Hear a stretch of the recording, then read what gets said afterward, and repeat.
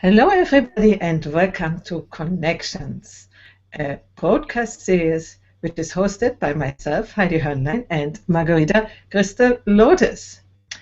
And it is a live show, and we are interviewing experts. We bring coaches, authors, healers, and therapists, and entrepreneurs into public light on YouTube, and so they can share their gifts and they can make public what they offer to the audience. We have done more than 100 episodes since 2 years ago, more or less. And if you want to see some of the replays, it is here on Hangout on Connections.com. And we are working on our new website, which is called dawnforyouinterview.com. It's still in construction, but you can already have a peek what we offer there. So today we have a special guest, a very special guest, Dolores Storness-Bliss, and she will talk about food as a medicine for health and well-being. But before I give over to Margarita, who will introduce her, I want to say two small words about myself. I'm Heidi Hörnlein. I'm a therapist, a transformational coach, and first of all, an authentic voice coach, because I want to have everybody speak and express their authentic voice. And I'm doing hangout shows together with Margarita and with my husband, Mark. And you can find what we are doing with my husband on the website, thewisdomfactory.com. And I forgot to show it to you. I'm sorry. Next. So I give over to you, Margarita.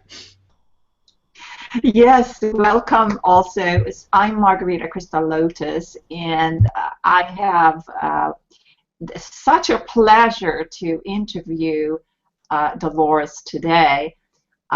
My background is I help stressed professional women overcome their issues and regain their energy and get back into life with joy.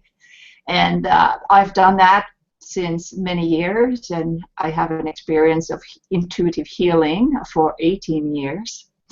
So this show is not about me, it is about Dolores. Hello, Dolores. Say hello. Hello, Margarita. Pleased to see you.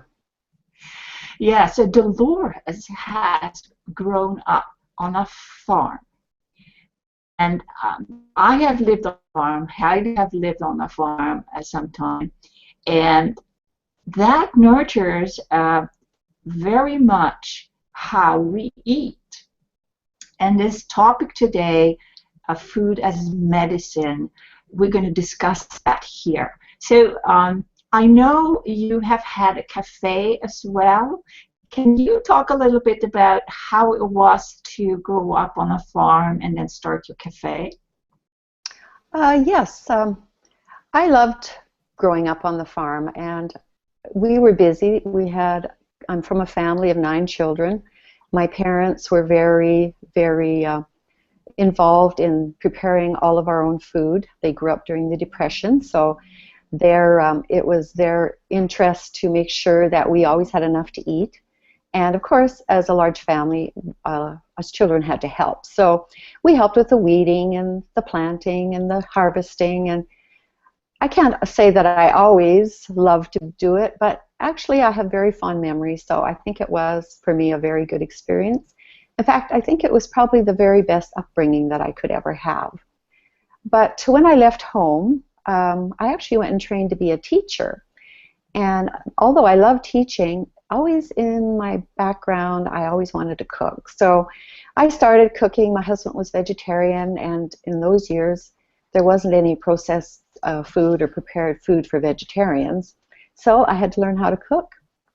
And I had learned basic cooking, helping my mother, but I learned how to do vegetarian cooking, and my husband loved it, and I loved it. So it kind of went from there, a gradual progression to the point to where I came to deciding to open an organic cafe.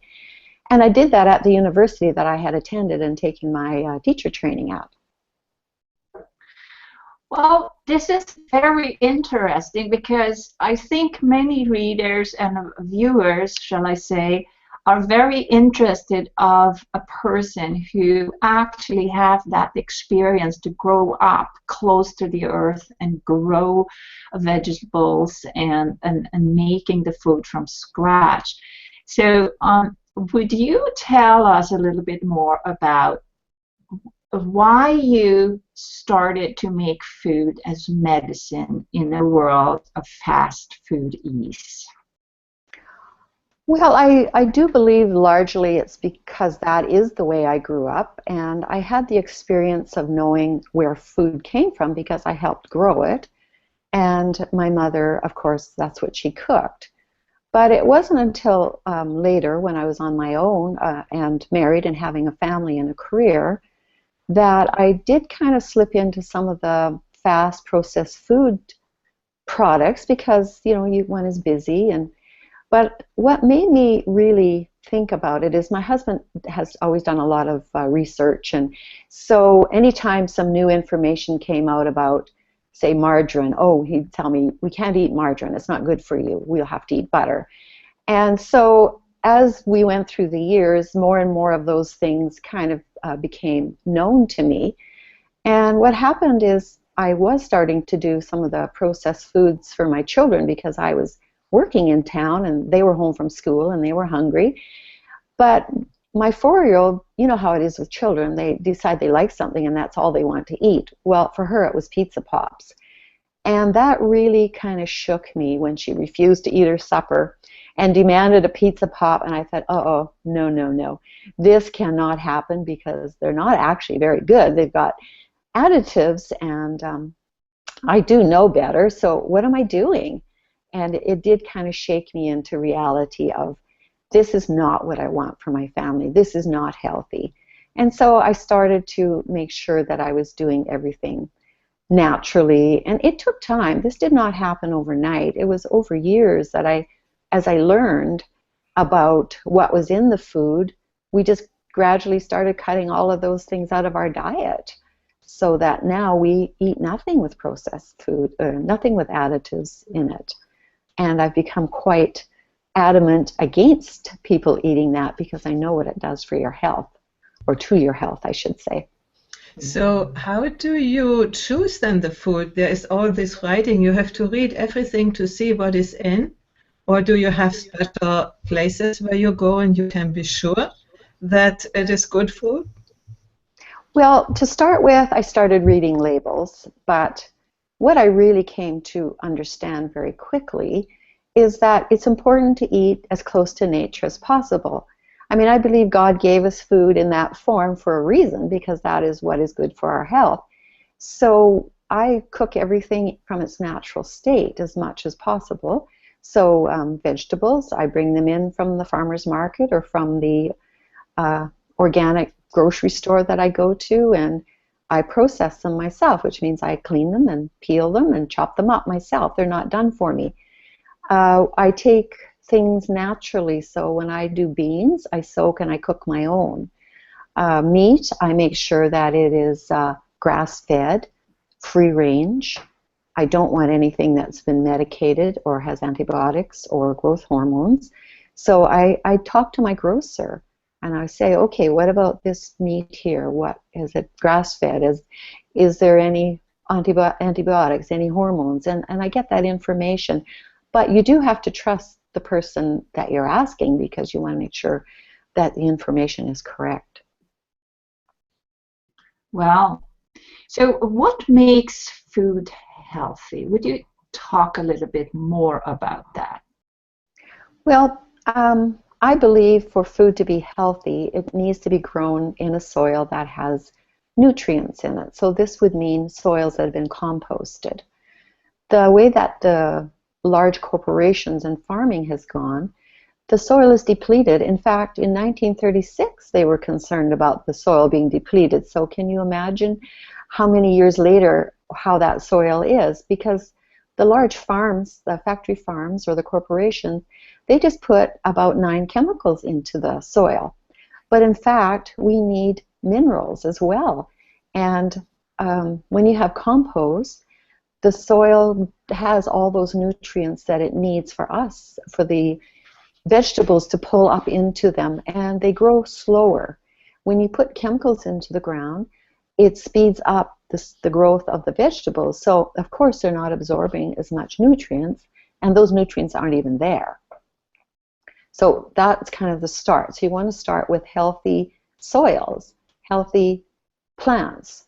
And then on top of that, and healthy plants don't need to be sprayed as much. So you're looking for plants that are not being sprayed, because the chemicals that they're spraying on the plants are finding their way into our system. And that, as we know, is very harmful to our health. So what I'm looking at is going right back to the way our grandparents or our ancestors grew and produced food. And I'm wanting to jump over this centuries way of processing and providing food and completely avoid that and go back to the natural way of doing it. I think this is a good way to do, but on the other hand, I think also that there was a desire to have less hard work in the country, and so they invented all these things. So what I feel that we need is sort of not a compromise, but a different way. I know, for instance, here in Italy, there are very little farms, and they do it, organic farms, mainly by hand. But when there are bigger farms, they can afford different machines, and they can do organic farming at a bigger level, and things are good, no? So they don't need. What you said, spray, not spray, yeah, that's fine. But if my neighbor sprays, I have it too if I do organic farming. So how is it in the place where you live? Are there communities, bigger spaces where they do organic farming, or is there a problem? Or just tell us a little bit. Yes, this is very true that sprays can drift over. To be certified here in Canada, there's supposed to be a buffer zone, which means a zone of plants that will maybe take up some of those sprays. But there is no guarantee that some of it won't get onto your plants. But I'm looking at it as the amount is going to be so much less. So in that sense, there's an advantage. Yeah, so it's true, some of the bigger farms, if they're certified, to be certified, there's certain rules that you have to follow, and there are things about the kinds of sprays. So yes, sometimes there are sprays used, but they're not herbicides and they're not pesticides. And the rules are that for animals, they have to have outside, free range, time outside. They have to have like a happy cow life, The cow has to be able to get outside and graze, and chickens have to get outside and scratch.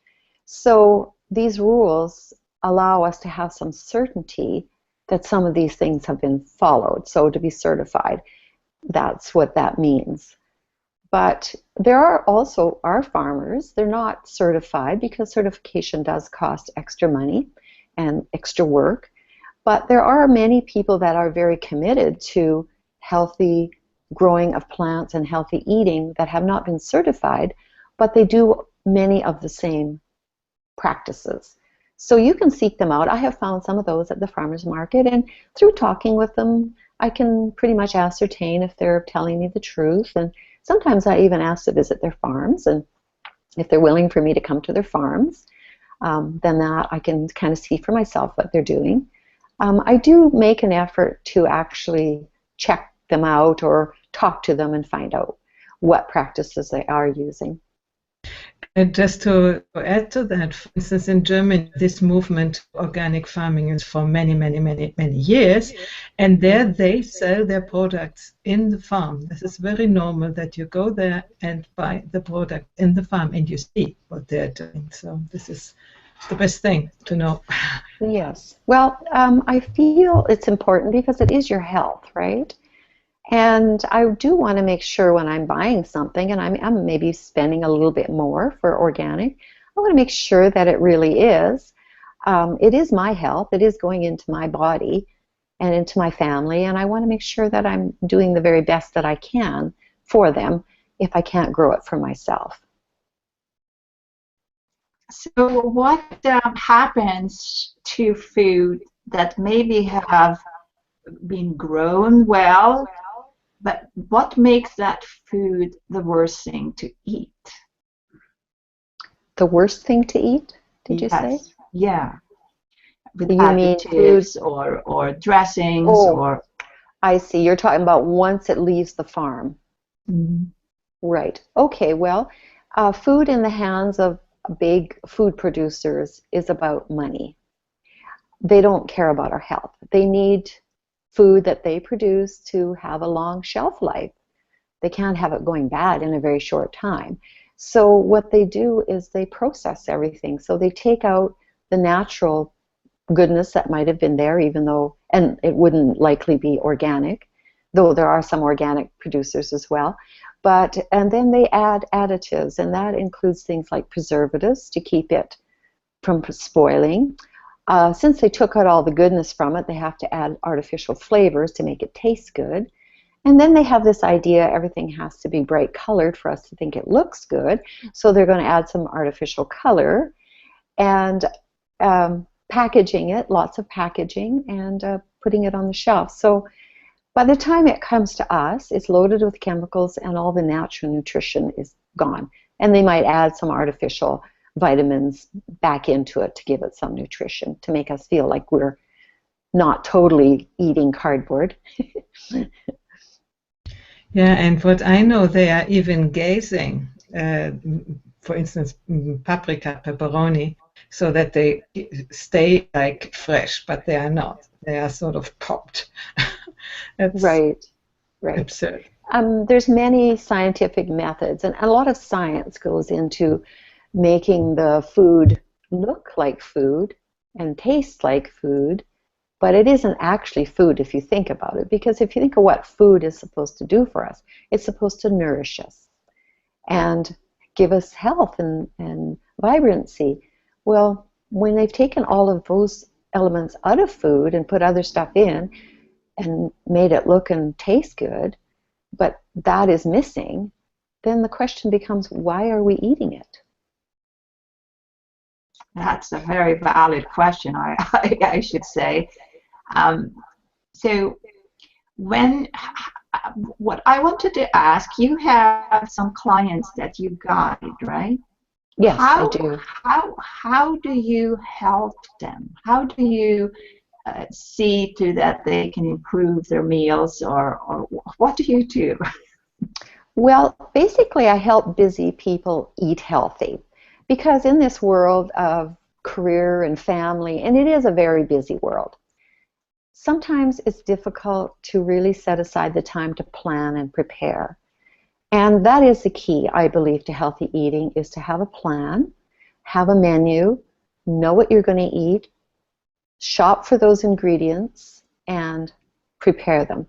And all the recipes, so I provide them with recipes, I provide them with menus, and I provide them with some step-by-step instructions, because not everybody really actually knows how to cook.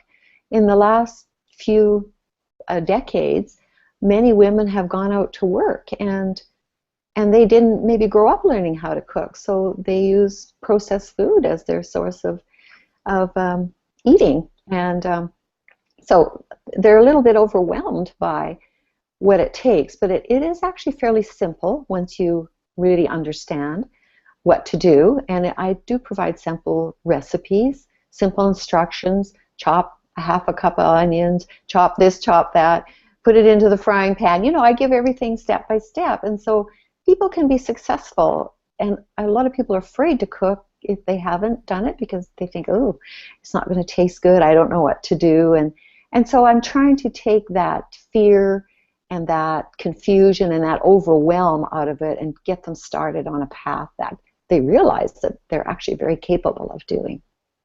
And Isn't there also like microwaves and quick heating things? What do you see about that, the cooking methods? well, I do not use a microwave. There happens to be one in this suite because it came with it, but I don't use it. I stopped using a microwave over 20 some years ago, maybe close to 25 years ago, because again, my husband did some research. And what we realized about microwaves is they were developed by the Russian army, but they found that their troops were getting sick, so they banned them. But at about that time, they some companies wanted to bring them out for commercial use for every home. And some Swiss scientists brought out the research, but they had a gag order. They weren't allowed to tell the world that the problem with microwaves. So microwaves have gone out, and I'm guessing most homes have one. So when I came to understand that the microwaves actually destroy the enzymes in the food, and we need those enzymes for digestion, then I thought, well, what sense is there to me buying expensive food if I'm going to destroy all the nutrition in my cooking methods? So we got rid of it, and our kids only wanted to use it. So we took it out of the house, and that was it. And I thought, well, I'll just do what I did before I had it. I take my stuff out of the freezer in the morning or the night before. I plan. I don't just react in the moment. So that's why I don't, and I just cook on the stove, and I could bake in my oven, and that's it. Oh, and I have a slow cooker. Now the slow cooker is something I really do like, because I can put things in the morning and go about my day and come home, and main part of my meal is ready. So that I do use. We have a comment here, Heidi. Can you read it? Yes, it's Michael Thomas, and he is a chef. And he says, I myself feel it's a corporate-sponsored, unethical attempt to compromise and saturate the market with GMO products and processes, which creates a very disturbing way of doing things. How many diseases are currently being recognized and linked to herbicides, bug sprays, and weed killers? It's a compromised and corrupted effort, standard, health-oriented direction and definition.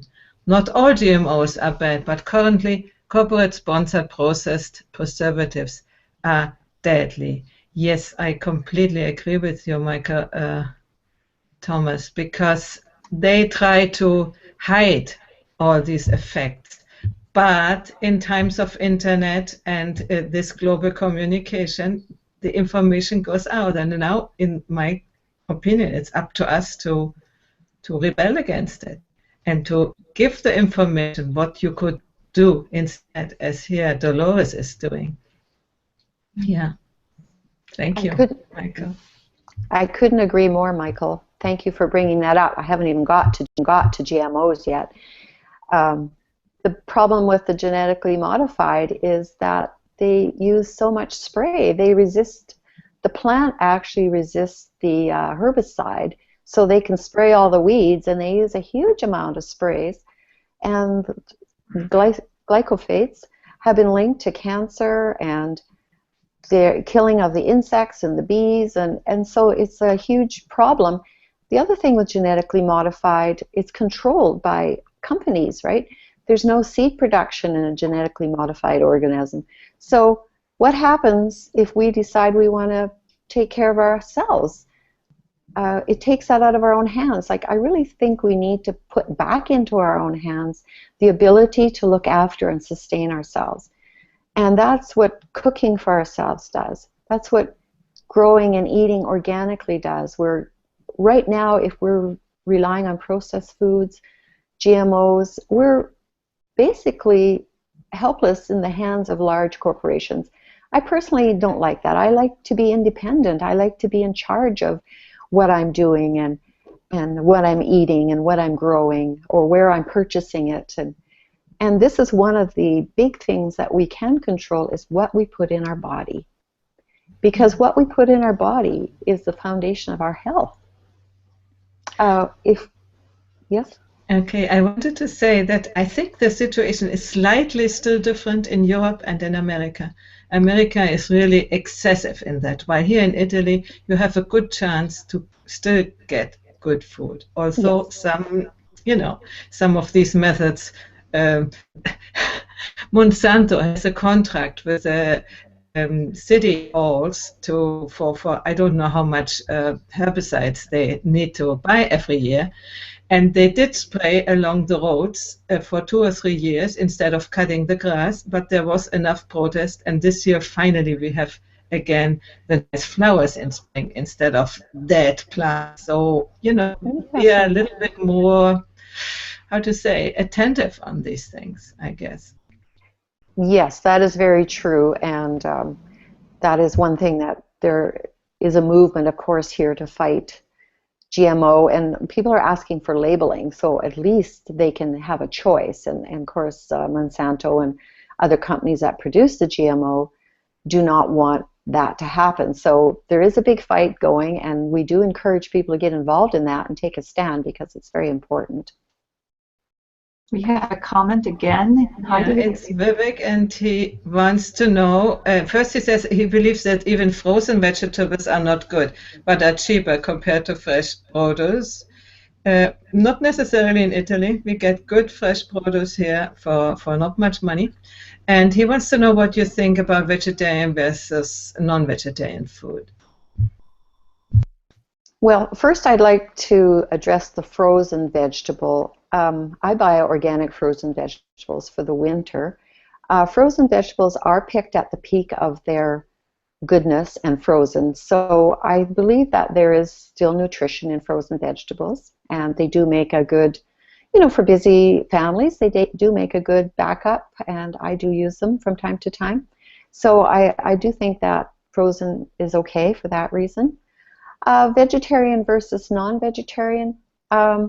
I personally do eat grass-fed meat because I found I do a little better with some meat in my diet than vegetarian. I have been vegetarian, I was for years, and I did find that I was not getting enough iron. I was very, very fatigued and tired. I was vegetarian when my children were babies, and I was very worn out, and I started to eat some meat, and I actually did feel better. So I don't think that one is better than the other, but I do believe we need lots of vegetables in our diet. I think we could really, really increase the vegetables in the diet and maybe reduce the meat. I believe reducing the meat personally, for me, is good. Now, some people like a lot more meat than I do, but I don't choose one over the other. I think one has to kind of pick what works for them and how they feel. And mine is based on that I feel better with some meat in my diet. This is great. There is a comment from our Russian friend, but unfortunately I cannot translate it quickly. Michael, if you could put your comment into Google Translator and post this translated version, it would be really helpful for us. And Michael Thomas has another comment. Just label it .org. Studies show that more than 90% of Americans support mandatory labeling of genetically modified foods. Yet for 20 years we have been denied that. And actually, I have to tell you, Michael, in Germany, it's for long. Yes, yeah. It's true. There is a fight in the States right now because, well, I understand that one of the people on the board of the FDA who makes some of these decisions is put there by Monsanto. So it's no wonder that they're having a fight, a hard time, because the people that are making the decisions are not unbiased. And this, of course, is what happens with a lot of the companies. They make sure that their interests are taken care of by putting people in strategic positions. But again, people have to take a stand, and I really believe that by taking a stand and by not buying processed, and of course, organic does guarantee that it's not genetically modified, because you cannot become certified organic if you are genetically modified. So more reason to eat organic. Now, I also know a lot of people can't afford organic, so you have to look at finding a balance there somehow. Maybe going to farmers markets and checking out the farmers, growing some stuff of your own if you can on your balcony. I mean, there's lots of ways, and some of them maybe seem small, but every little bit, I think, makes a difference. Yeah, and not only on the balcony, but where you normally have your garden in front of your house. You can use it for vegetables instead of for grass or whatever, flowers. Exactly. Flowers is nice. They can be in between, you know. If you do permaculture or something, you can have everything. Yes. Now, not everybody has the time or the inclination, but I think one thing that really should, I think, be thought about is it means the difference between leading a life of health or maybe dying of a dreadful disease. Food is a huge, huge importance to our health. I mean, there is no guarantee that if you eat organic, you're not going to get sick, but the chances are so much less of getting sick when you're eating healthy. And the unhealthy foods, they have too much fat, they're refined fats, they have too much sodium, they have too much sweeteners, high fruit corn syrup. There's just so many things in the processed food that are detrimental to our health. And it's really time for people to make a decision, a commitment to their health, I believe, and it is going to take a little time to change, but it's worth it. And I'm trying to help people to change in the simplest way that they can possibly change and still have time to do some of their other things. But there is no way around the fact that it is going to take a little bit of time. That is just not possible to prepare healthy food without putting a little time into it. Yeah, and you are the source and a resource people can use to learn how to cook and get guidance. And you have, I think you have a course or a workshop that you're teaching right now. Yes, I have a workshop called Meals in a Weekend Workshop. And what I do is I take people through the process on the weekend or their days off of planning, buying, and preparing or cooking all their food for the week. Now, it does not actually have to all be done in one weekend or days off. There's ways to plan, and if you have a little time each day, you can prepare some of it every day. But the key is that you have a plan. You have a menu plan. You have all your ingredients on hand. Some may be prepared in advance. Some may be that you're going to prepare later. But the thing is, you know what you're going to do. I think where people run into problems is they have no plan. They don't have the ingredients if they suddenly get an idea for supper. They don't have the ingredients that are necessary. And so they end up, maybe going through the drive-through or going to a deli and grabbing stuff or just going to the grocery store. So they end up spending more time, more money, and they're stressed. Having a plan, committing yourself to some time, knowing what you're going to do, actually relieves your stress. Stress is also related to feeling like you're not eating healthy and you're not eating balanced meals because you're running here and there and grabbing things at the moment. And you'll know what's in what you're doing. And I just think it's just so much of a healthier lifestyle and more satisfaction. And a lot of people, one particular lady said that now that she's organized, she's enjoying cooking again. She used to not enjoy it because she didn't really know what she wanted to do and it was last minute and she didn't feel good about it, but now she's really enjoying it again. So that makes me happy. So we have another comment there. This is Michael Thomas, and he says any frozen product is actually more healthy than any canned product. He says it to Vivek. Canned products and preservatives leach from the containers and metals. And as far as I know, for instance, peas and these things and beans, they have a lot of salt in, which you don't have when you freeze them. And personally, I want to share an experience how I do it. But sometimes I have cook too much, or I've had guests and so on. Then I put it in portions, put it in the freezer, and then I can take them out and eat them. And normally I don't use microwave, only if I forget to take them out sometimes. It might be twice a month or something, but normally heat it even on the fire oven in winter. I just put it on top and wait until they are unfrozen. So I enjoy, since my childhood, I learned how to use a freezer in a good way, how to put the meat in, shock freezing, so that is even everything, but meat is more important. And for instance, when you take meat out, you have to eat it immediately the same day with vegetables. There are certain rules which we need to observe for not to waste or make it unhealthy, that food. What is your opinion about that? Yes, yeah, and this is one of the things that I do teach people, and some of my students have done.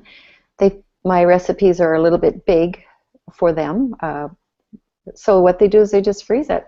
And what they find then later on, when maybe they're kind of busy, they don't exactly have time to get everything ready, they can just pull that out. Because, I mean, life happens, right? Nothing's all just regular, and you cannot always count on a regular routine. So if you can have some things done in advance, that kind of gets you through those times when something happened, you just didn't get a chance to get prepared. And this is not to overwhelm people. You know, you can go at this gradually. You don't have to, on one weekend, completely change everything you're doing, but it's a way of helping people get started. And a lot of my students are just picking 3 or 4 recipes that they want, and they prepare them in advance, and they're happy as can be because they're organized and they know what they're eating, and they've got extra to freeze. So it's working well for them. Wow, this has been a very interesting information load here, and I mean, I'm blown away by your simplicity and your natural experience of making healthy food. So, do you want to share where people can contact you? Oh, yes, I have written a little sign here.